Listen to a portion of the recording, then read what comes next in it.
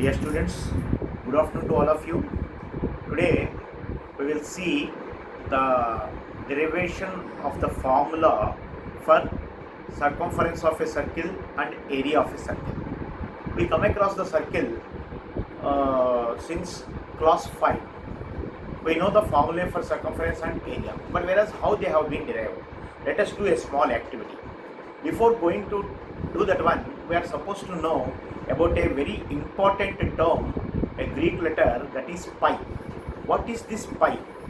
Pi is the ratio between the circumference of a circle and the diameter. Now let us see here. We represent this as pi. What is this pi? It is, for example, if you draw a small circle and if you find out its circumference by keeping a thread on this one, if you find out the circumference and if you find out its ratio upon its diameter, that means circumference upon diameter, this is what equal to pi. If you take big circle and its circumference upon its diameter, this is also pi. If you take more big circle and its diameter, that bigger circle, though its circumference upon its diameter, this is pi.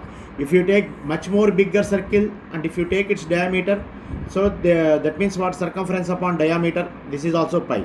But the important thing, what the important thing in this one is, in all these cases the value of pi is constant. That means if you calculate this circumference upon diameter, you always get the term, the value as constant. That number is a decimal number which is neither terminating non-repeating, a longest number. Even now also we call this pi as a mysterious number because its decimal fraction never ends and never repeats. Okay, that's another thing. Now here, this is what circumference upon diameter is called what, pi. In all the cases we call it I. That means if you send this, that means circumference upon diameter is equal to pi, means if you send this pi to the other side, c equal to pi into d. D means what? Pi into 2r. Means what? C is circumference is nothing but 2 pi r. See, this is the circumference. Circumference means the total length of this circle. So here if you see, this the total length of the circle, it is called the circumference. Now let us find out this is the formula for the circumference of the circle. Now let's find out the area of the circle. You watch it here. Here if you see, you can observe 1, 2, 3, 4, 5, 6, 7. 7 congruent circles. Now what all these circles area is same. Now I am making these circles into various parts. Now this circle is made into 2 semicircles. Here it is made into 3 parts, like that. Now I am making it into 2 circles, and these 2 circles, its area, I am arranging it like this. How I am arranging it? You see, I am arranging it like this. And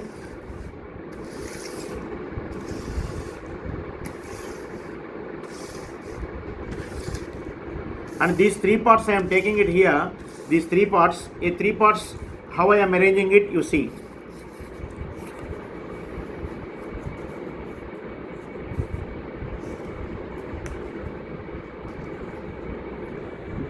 So these 3 parts I have put here on the radius of each one. These 3 parts of the circle are kept like this here. And here there are 4 parts. These 4 parts, how I am arranging this one. One is here, the other one is here. The other one I am keeping it like this. And one is one more I am putting in the top side, and the other one is I am putting it in the bottom side. Now these 4 parts are made into like this. Now when I make it into 6 parts, these 6 parts are made like this. I am arranging these 6 parts here. This is the 4 parts and this is the 6 parts. 6 parts, here is the 6 parts. These 6 parts I am arranging it like this.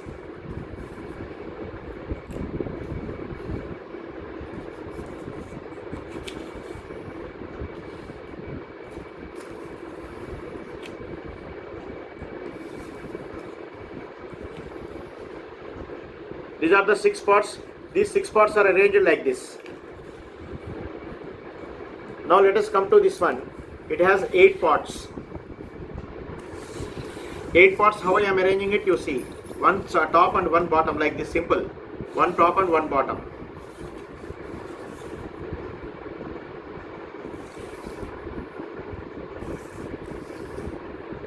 you can observe one pattern. If in arranging these things in this way, you can observe one pattern. As this is going like this, as the number of parts are increasing, how the shape is changing. And now after that one, after 8 parts, you can see the 10 parts figure here. How I am arranging these 10 parts here. One top and one bottom.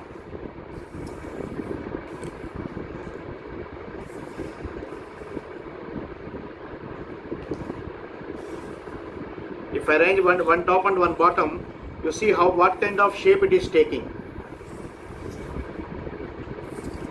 I am arranging it on the basis of the radius. On the basis of the radius, I am arranging it. Now it has come like this.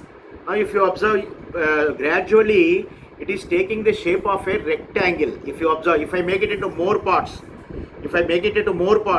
16 parts here I have taken, around 16 parts I have taken, and all these 16 parts, that means if I increase the number of parts, the shape will be very much nearer to the rectangle.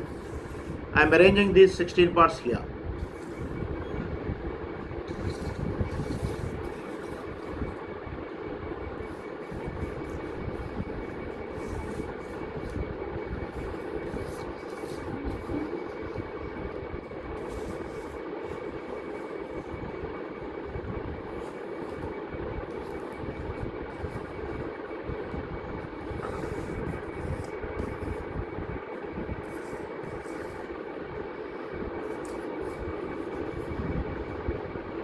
You can observe that these parts, they become into a rectangle. Now in this way I have made. Now if you observe, it is that total circle, this total circle, and it is made into two, two semicircles. Now it is into 4. That means what it is making. That means its here its length is nothing but the circumference of the semicircle. It is the circumference of the semicircle. That means here half is on the top, half is on the bottom. The radius is this.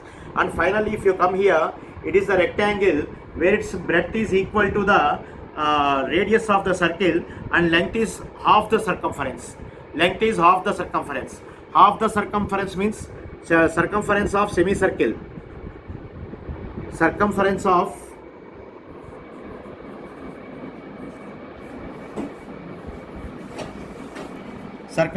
semicircle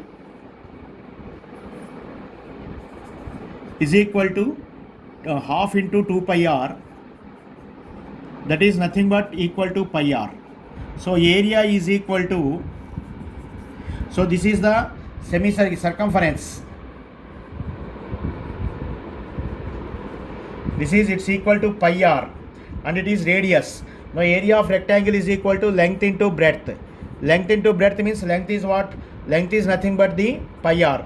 That is pi r into r. That is nothing but the pi r square. So area of circle is equal to pi r square. In this way we can derive the formula for area of circle. Thank you.